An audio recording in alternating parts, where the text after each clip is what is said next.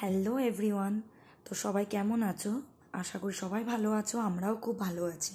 তো আমি আজকে একটা কুকিং ভিডিও নিয়ে তোমাদের সামনে হাজির হলাম। সেটা হচ্ছে কাঁকরোলের পুর। আচ্ছা, সবাই প্রথমে বলো তো কে কে কাঁকরোল খেতে পছন্দ করো? আমার কিন্তু বেশ ভালো লাগে, বাট আমি গোল গোল করে যে কাঁকরোল ভাজা বলো বা পেঁয়াজ দিয়ে আলু দিয়ে যে কুচিয়ে ভাজি, আমি সেরমভাবেও খেতে ভালোবাসি। আর এই রেসিপিটা করলে তো কোনো কথাই নেই, আমি এক থালা ভাত খেয়ে নিই। তো যারা কোনোদিনও কাঁকরোল খাওনি, আশা করি আমার এই রেসিপিটা দেখার পরে সবাই পছন্দ করবে। তো চলো রেসিপিটা দেখতে থাকো। তো এই রেসিপিটা করার জন্য একটু বড় সাইজের কাঁকরোল লাগবে, আর কাঁকরোলের ভেতরে যেন বীজ আর মাংসটা বেশ পরিমাণে হয় সেটা একটু খেয়াল রাখতে লাগবে। কচি কাঁকরোল হলে কিন্তু এই রেসিপিটা ভালো লাগবে না।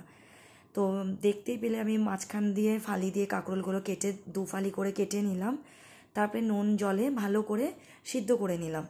ভালো করে যদি সিদ্ধ না করে নাও তাহলে ভেতরের পুরটা কিন্তু তুলতে পারবে না। আর 90% সিদ্ধ করবে, পুরো ফুল সিদ্ধ করবে না। তারপরে আমি কাঁকরোলগুলো একটা ঝুড়িতে ছেঁকে নিলাম, ছেঁকে নিয়ে একটু ঠান্ডা করে নিয়ে চামচের সাহায্যে ভেতরের পুরগুলো সব বের করে নিলাম। আর এটা যখন করবে তো একটু আলতো হাতে করবে, কারণ আলতো হাতে যদি না করো তাহলে কিন্তু কাঁকরোলটা ভেঙে যেতে পারে।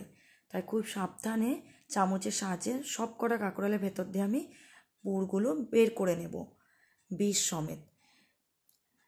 আমি যেরমভাবে রেসিপিটা দেখাচ্ছি তোমরা বাড়িতে সেরমভাবে ট্রাই করো, তাহলে দেখবে খুব সহজভাবে করতে পারবে। তো যাই হোক, আমি এখন প্রত্যেকটা কাঁকরোলে সুন্দর করে পুরগুলো বের করে নিয়ে এগুলোকে আমি এখন ভালো করে পিষবো। তো এই কাঁকরোলের ভেতরে কি কি উপকরণ দিতে লাগে সেটা আমি তোমাদের বলে দিই। সর্ষে, কাঁচা লঙ্কা, নারকেল, নুন, মিষ্টি, হলুদ। বাট আমি আজকে হলুদ দেব না, আমি হলুদ ছাড়াই করব। তো দিদিভাই আমাকে নারকেলটা কুড়িয়ে দিতে হেল্প করছে। তো নারকেলটা কোড়া হয়ে গেলে আমি মশলাটা রেডি করব। কি কি মশলা লাগবে মানে উপকরণ লাগবে আমি তো তোমাদের আগেই বললাম। আর এখানে ঝালটা আর মিষ্টিটা যে যেমন খেতে পছন্দ করো সে সেরকমই দিও। বাট এটার মধ্যে ঝাল, মিষ্টি, লবণ এর ভাবটা যদি সমান পরিমাণে না হয় না তাহলে রেসিপিটা খেতে খুব একটা ভালো লাগবে না। তো আমি এখানে বেশ পরিমাণে ঝাল দিলাম, কারণ আমরা ঝালটা বেশ পছন্দই করি। পরিমাণ মতন সর্ষে আর নারকেল দিয়ে পিষে নেব। আর লবণ আর চিনিটা আমি প্রথমে দিতে ভুলে গেছিলাম, তো সেটা আমি পরে দিয়ে আবার আমি ভালো করে পিষে নেব। তো মিশ্রণটা একটু ভালো করে পিষে নিতে লাগবে যাতে দানা দানা ব্যাপারটা না থাকে। আর এই রেসিপিটা কিন্তু আমার মায়ের হাতের রেসিপি। আমার মা ছোটোবেলায় খুব তৈরি করতো এরমভাবে, আর খেতে বেশ মজাও লাগতো। তো এখন আমি বড় হয়ে আমি নিজে তৈরি করি আর সবাইকেই খাওয়াই, আর সবাই বেশ পছন্দও করে। যাক, মশলাটা পিষে নিয়ে আমি একটা গামলায় ঢেলে নিলাম। আর থিকনেসটা এরকমই রাখবে, এতে খুব একটা জল কিন্তু অ্যাড করবে না, তাহলে পুরটা ভরার সময় প্রবলেম হবে। তো প্রত্যেকটা কাঁকরোলে আমি সুন্দর করে পুর ভরে নিলাম। আর দেখো, পুর ভরার পর কাঁকরোলগুলো কত সুন্দর লাগছে। এবার আমি একটা ব্যাটার তৈরি করব।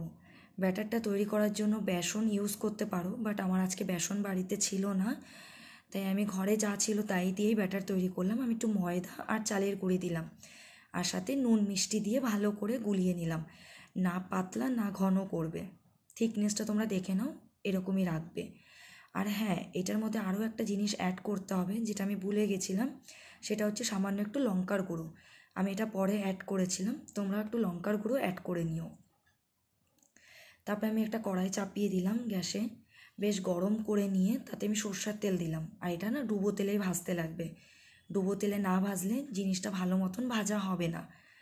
তারপরে তেলটা যখন ভালো করে গরম হয়ে আসবে তখন আমি কাঁকরোলের পুরগুলো নিয়ে ভালো করে ডিপ করে নেব ওই বাইরে যে কোটিংটা রেডি করেছিলাম দেওয়ার জন্য, সেই কোটিংটার মধ্যে দিয়ে খুব আলতো হাতে তেলের মধ্যে ছেড়ে দিতে লাগবে। আমি একে একে সব কাঁকরোলগুলো এবার তেলে ছেড়ে দেব।